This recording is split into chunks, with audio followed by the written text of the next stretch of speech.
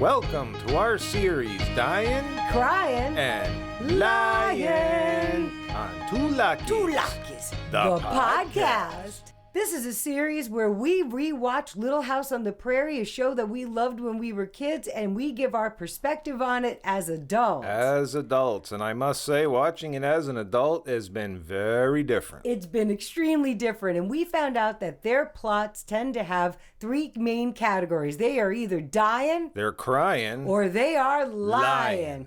And we figured out that they have 2 out of the 3 categories every episode. So if you want to know what it's like to sit in the car with us and have us tell you a story with categories, you're about to find out. So buckle up. Here we go. For Two Luckies, the podcast presents Dyin, Cryin, and Lyin. Season 2, episode 22, Going Home. The episode starts out in the barn at the little house, and there are some very calm-looking animals. There's a horse who's tethered to a wall with a 2-foot rope, it seems like, and then a cow with a baby cow next to it.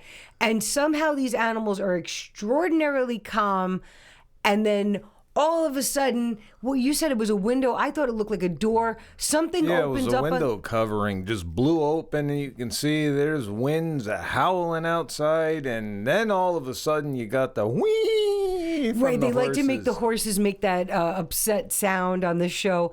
And then we go inside, and Charles is getting on his suspenders while Ma is groggily waking up next to him saying, "What is it? What is it?" And he says, "I don't know, but the stock is sure upset." So he calls the animals the stock. He goes out, opens the door, and there is a raging tornado going on. He does. He gets everybody set. Everybody set. I mean, we have a Carrie report. She gets wrapped up in a blanket, and everyone heads out to the sod house because it's up on a hill. It's dug into the ground. Yes. It's half out of the ground and half in the ground. It's more in the ground than it is out of the ground, and it has a sod roof to it. After they go in there, Charles goes into the barn to try to let the animals loose because, of course, he's got them. The cow was They're always loose, tied up in the barn. The horses are always tied up on the show, and I'm not really sure why that is. If you're in the barn in your stall, why wouldn't you at least have some freedom of movement within? I don't get that. But he gets hit by something on the way in. So flying wood. He had some flying wood hit him that he fell down to the ground. He's bleeding now from the side of his head. He goes in and releases the animals. The whole storm goes past, and then the next morning we get categories. Boy, did they bring it. Categories. So immediately we have a chicken that had died on the ground, and that was our first Dyin, because that chicken was no longer alive, and it looked like a real chicken too. Then we go into the barn after everybody files out of the sod house, and they're all walking barefoot in their pajamas, and Ma is carrying Carrie. So Carrie is like big Carrie on this report. beginning. She got carried in a blanket inside the sod house. She was trying to walk barefoot down this really rocky path, and now Ma saved her from that by picking her up. And then when they go into the barn and they find out that the baby cow, I guess the cow had come back into the barn, and because the cow thought the baby would be safe in there, and the baby got killed by some falling debris. So now we had the baby cow dying, and then while everybody is filed in there looking, and Pa is saying that the fool cow thought that the baby cow would be safe inside, which the baby cow was not safe inside, we had Carrie. This is an unusual thing. Carrie was crying. So they got us going with 2 Dyins and a crying, and I don't even think we're 5 minutes into the show. Yeah, they're hitting it now. They are hitting it. My goodness. But, and Carrie, she did a great job. She really did look sad, even though I do think sometimes their tears are more like glycerin on their cheeks, but she was looking sad, like she was supposed to be doing, because she's acting like she's looking sad. She did. She did. So they got us with all of this excitement right away. Well, this took a very interesting turn. It really did. Now we got Ma checking on what's going on with the house, and Pa's out there checking on his crop, and it's like I already kind of knew before he came back, but it's like, here we go again. Yeah, another crop. It's gone. This has been a theme. This happened last season also. This time it wasn't wheat, it was corn. But Chaz is just beside himself. He's standing in that barn looking at the hole through the ceiling, going on about, why is God always punishing him? And if he learned anything about this, he wants him to go home. What do you say? He needs to go home back to the big woods where he was born, and we're going to call that Lyin. The real Charles Ingalls was born in Cuba, New York. He was born in New York, and he was saying... Writers might have missed that one. So fictional Chaz was born in the big woods, but we also had a double Cryin, because while Charles was crying, looking up at the sky, wondering why God keeps punishing him, is what he said. He expected Ma to have all of these answers. If you don't have the answer, why does she have to have the answer? I still haven't figured that out. But his crying spawned her crying, and we had a double Cryin. So they are hitting our categories for this final episode of season 2. They are ending season 2 with a bang. They really are, and a wind and all other stuff. Charles walks into town, and everybody in town seems like everything is normal, and they had no ill effects from this massive tornado that came through. I mean, did it just descend on the Ingalls farm? Yeah, it didn't come through everywhere. It just took a trajectory towards the Chaz farm. Well, he goes in there. Mr. Edwards was like, it's about time you showed up. He follows him inside to talk, because now Charles wants to talk to Mr. Hanson, who runs the mill, and tell him that he wants him to talk to other people to find somebody to buy his farm. He's got $80 in the land. He would like to at least get the $80 back. $80. Yeah, he's got that. over 100 acres now, right? He bought an extra portion of acres. I want to say he's got 140. I can't remember the exact number. He started out with a 100-acre farm, and then he bought more from Mr. Sprague, and that was this season. But he is so discouraged about the losing of the crop, and then he lost chickens and he lost a calf, and he can't keep telling himself that next year is going to be better. And Mr. Edwards is like, we'll help you. You have friends. This is your home now. You live here. He's looking to go back to the big woods, and he just wants to leave. And while he was saying all of this stuff and kind of yelling at Mr. Edwards, saying, you don't know how I feel, and Mr. Edwards lost his wife and child. Yes, he lost his whole family. He understands loss. I mean, you lost a crop, and you have some damage corn to your buildings, and you lost corn. You still have your whole family. I mean, like, I kind of feel like Mr. Edwards lost more. But while this whole thing was going on, Charles was crying. Thank you, Raiders. Well, it's nighttime now, and Chaz is in the barn. Looks like he's working on a wagon wheel. And then we see Laura, who comes in, and the writers are sure thinking of us on this one, because she starts crying because she is totally upset that Pa's just decided that they're all going to leave and move back to the big woods. And I got something to say about this. Chaz, he's being a dink. I can take us all the way back to the pilot episode, which said when they were in the big woods and leaving, the whole reason he was leaving the big woods is it was becoming overpopulated, and there was no game left. There was no way to make a living. There was no animals for them to hunt anymore. You had 3 little girls, and you moved them out first to the prairie where there was nothing, and then you got chased off 50 miles away from the nearest chased off town by the government. You finally find this town, and you keep losing crops, but you really don't like the farm anyway, because you're always doing anything He's else. always working at the mill or doing freighting work. You got a family now that's all older. They're all able to pitch in and help. They have a life there. They go to school. They have friends. That they have a community, and he wants to go back to the big woods, which he said he needed to leave because there was no way they could make any kind of a living there. So what are you doing? Well, he did say that he's tired, he's not strong anymore, and I think he's just feeling overwhelmed. And I can understand that part of it, but he makes these decisions that affects everybody in his family without asking them or consulting with them or talking to them in any way, shape, or form to find out what they want. It's just like he makes a declaration and then they all have to follow it. And she's very upset about it, and she said, you stop trying, because he said, you don't understand. She goes, I understand. You stop trying. Stop trying. And she was right. As a little kid, she was very astute in saying, you stop trying. And I do have to bring up this point, too. Still in that season 1 shirt. No, we forgot that they have had so much action and so much categories going on. He is still in that season 1 shirt. Oh, boy. And it made it through a tornado now. It really may be indestructible. Now, this is interesting. It is Sunday, and Laura is running to church at a time where no one else was on the streets or in Still town early in the morning. at all. She ran there. They live about 3 miles outside of town. So she ran to church to talk to Reverend Alden before they had Mass to let him know that her parents, I believe both parents, were not going to be attending church today, and that she felt that Charles was lying because he had said that he had too many things to do and he needed to make repairs, and that's why he wasn't going to be going to church. And she felt that he was staying home because he was angry with God. Yes. And that he felt that he was being punished, which is pretty much, he did say that.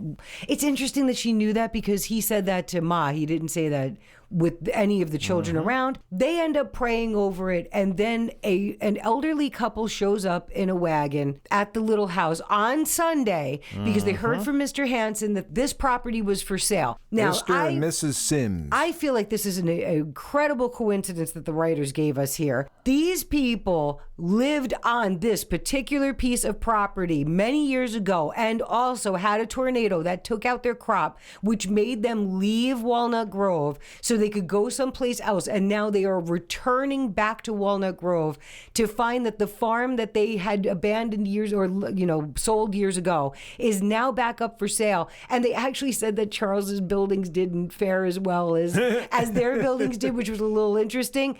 And once again, you can see that Ma wants to talk to Charles about this. She seems very upset about this whole situation and that somebody's coming over and that their farm is for sale. She really wants to be able to stay. Charles goes off with the husband. Mrs. Sims is over there with Ma.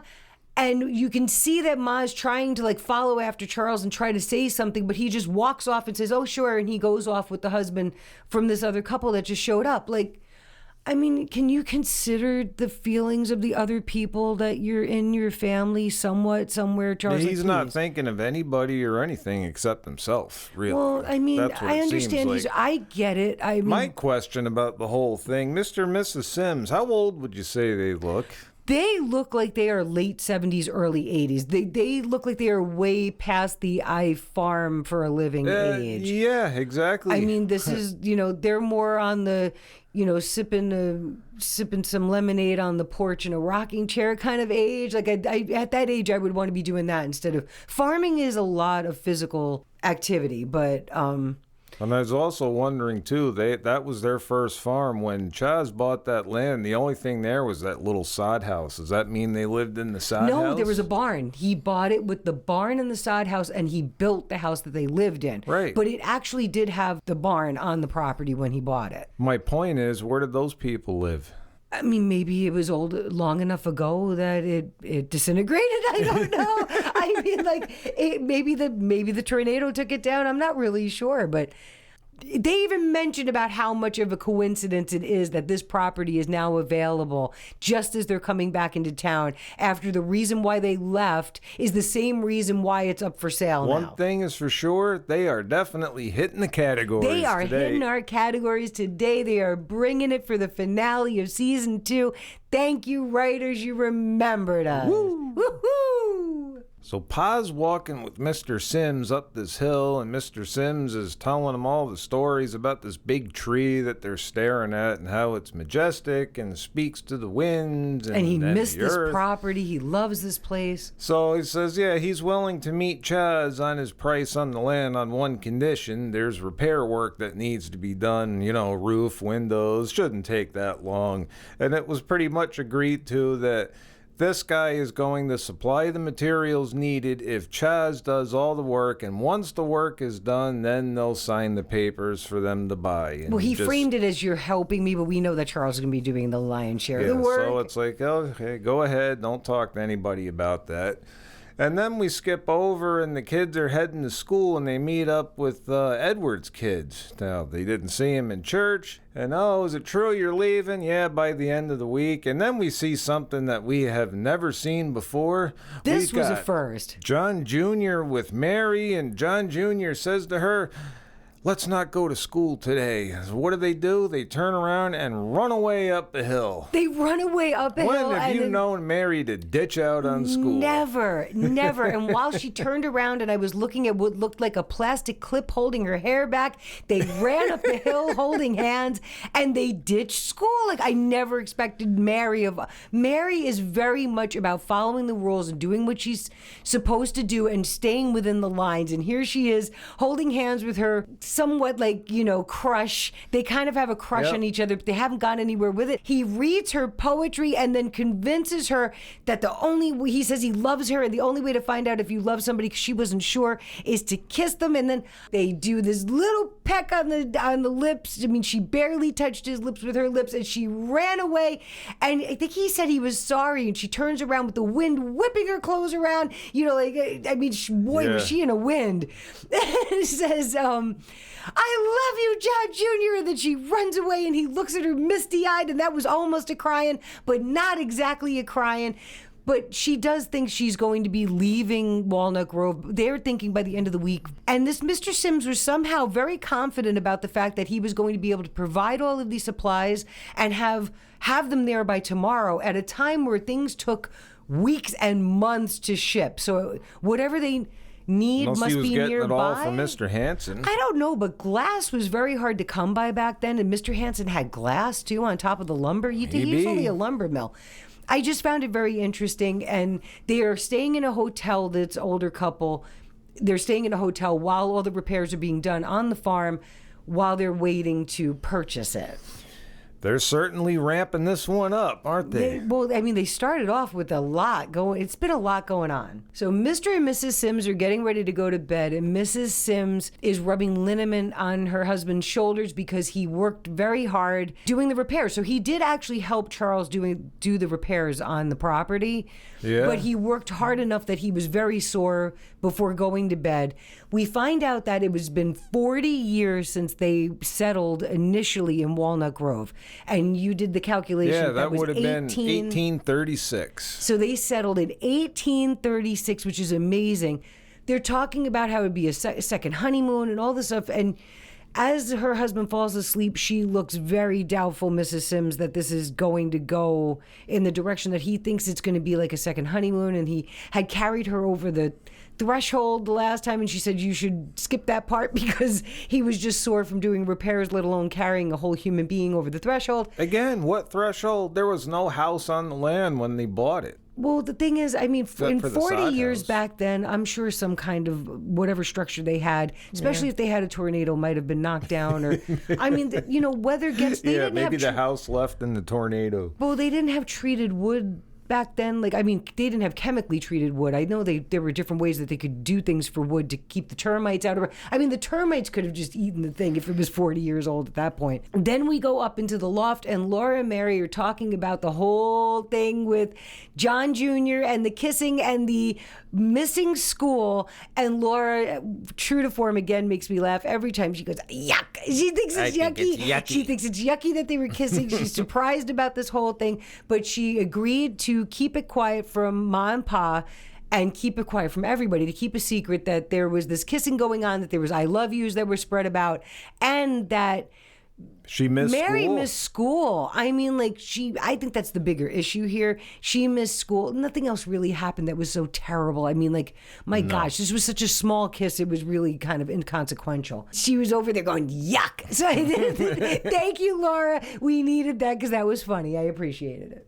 We're in school, and the funny thing about them showing the schoolhouse is that Mary and Laura are actually sitting in the back of the room. On the opposite side from where they usually sit in the front on the right-hand side if you were coming in, and now they're on the left-hand side and almost all the way in the back. And Mary was wearing her glasses this time. Yeah, they've been forgetting those glasses. Hit or miss with that. But John Jr. is telling her that he's got to meet with her one more time before they go, and she's trying to say, no, he can't come over. They're having dinner with the Sims, and he's insisting that he'll sneak over there and wait in the barn, and you got to promise me you'll try and get out there. And true to her word, that's exactly what she did. She did. They pan over at nighttime now at the house, and we have the return of the fiddle. The fiddle is back. He's a fiddling a sad tune. And Carrie is on Ma's lap, so we got a little Carrie report. And he was wearing the Christmas shirt. And he's wearing the Christmas shirt. But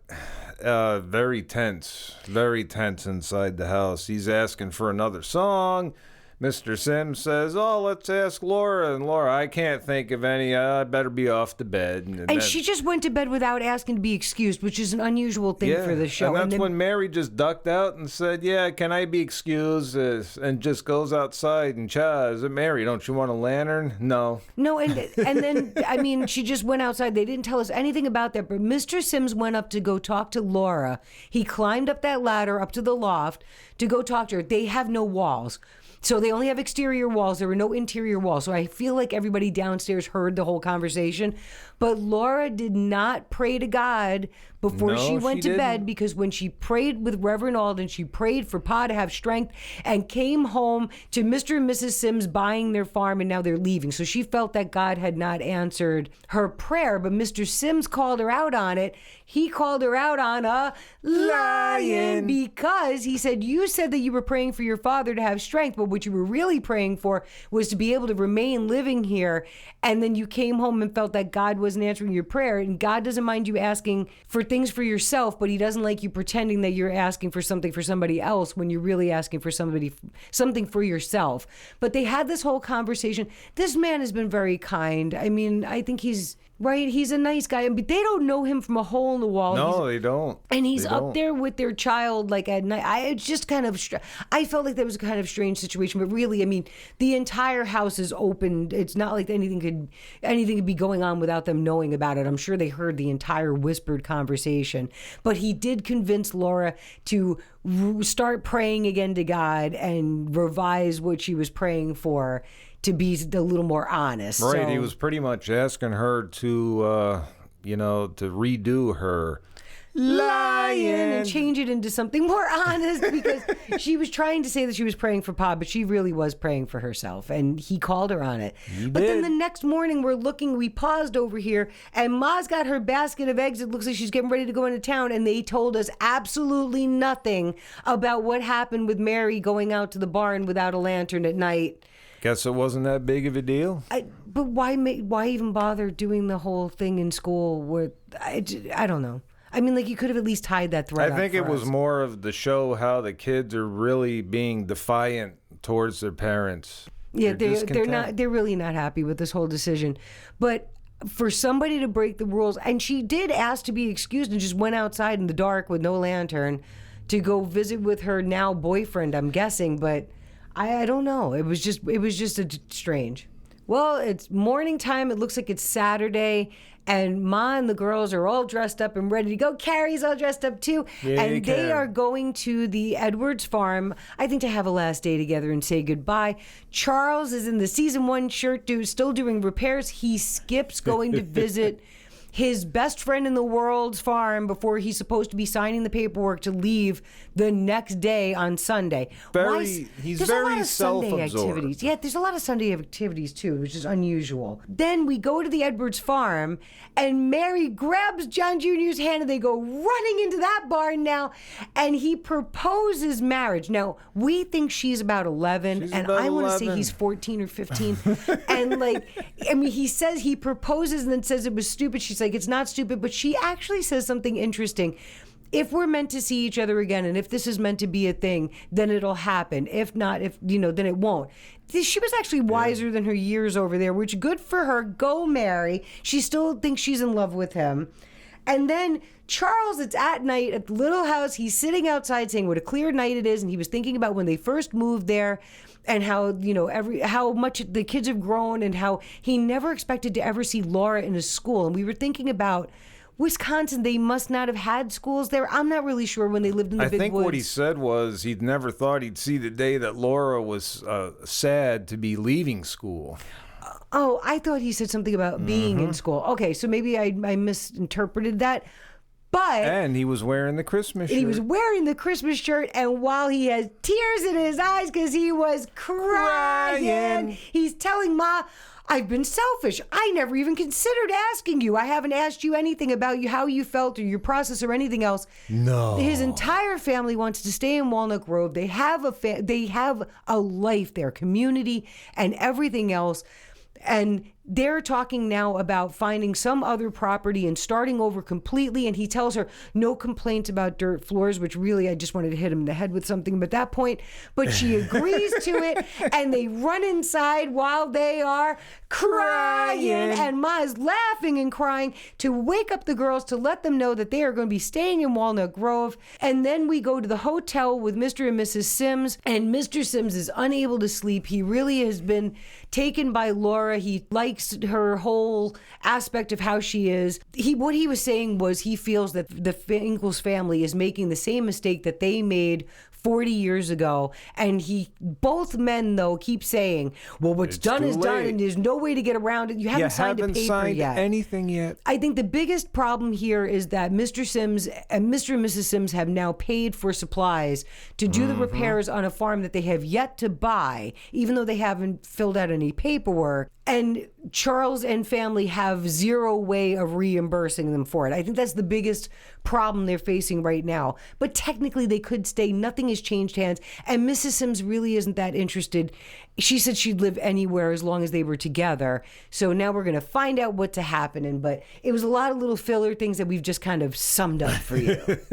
Sunday morning, Mr. and Mrs. Sims pull up in their buckboard and they are listening to Charles talk about how they're just getting ready to leave, but could they have another few days because they've decided as a family that they're going to be staying in Walnut Grove. And Mr. Sims tells Charles, I'm very sorry, but I can't make the deal. And we've decided that it would be too much for me to run the farm at this age. And I made a mistake. And Charles starts crying. So right from beginning to end, they had us going with categories. So Bang, thank pow. you. Woohoo! Then while he's crying, he brings up the point that we were talking about. What is he going to do about the payment to pay them back? I don't know when I'm going to be able to reimburse you for all the materials. I mean, this was glass windows, which at the time was, they're still expensive, and the wood to replace all the beams and everything else that they had to do in the roof. Well, Mr. Sims said that he made a mistake and that an extra donation to the church would be sufficient instead of paying him back for the supplies, and that they're sorry for all the trouble, and that they got married in that church, so an extra donation to the church would be appropriate and would be a payment enough. Now, you had some math calculations, so let's hear it.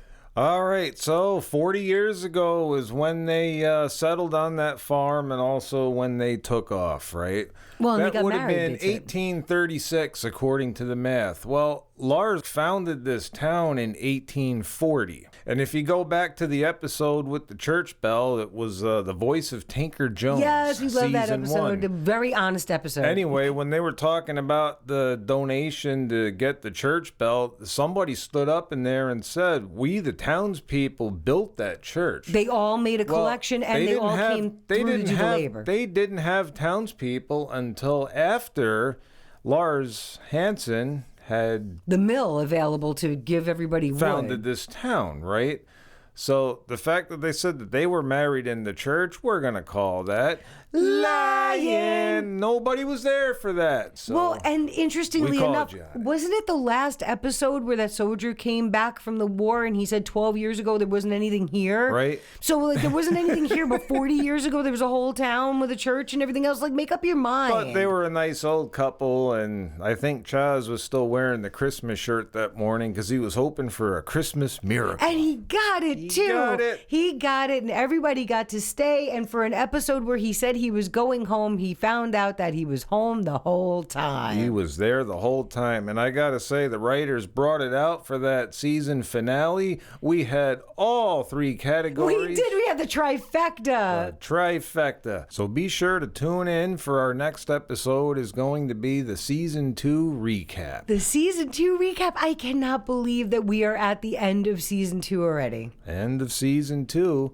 And then shortly afterwards, we don't have an exact date yet, but we'll be getting ready to start up season 3. We are. We're just going along here. We really have, we've got a flow here and it's going. It's going. So thanks for staying with us. We'll see you on the next one. And that concludes this episode on Dyin, Cryin, and Lyin on Two Luckies. Two Luckies, the podcast. We release these weekly, and there's a whole bunch of them out already, so go check them out. We'll see you the next time. We're out. Two Luckies, the podcast. Two Luckies, the podcast. Two Luckies, the podcast. You made it to the end. Thank you for staying. Fun fact time. We found out our fun fact. We have listeners in Japan and Hong Kong. Thank you very much. Yes, we appreciate that. I know some words in Japanese, but my pronunciation is probably terrible, so I'll leave. But we do thank you for listening. We were so surprised. We hope you stick with us. Yeah, stay with us and let us know. Like, give us some comments, some feedback. Let us know what you like about the show and if you're enjoying it. And we appreciate you for staying with us for 2 seasons. We'll see you on the next one. We will.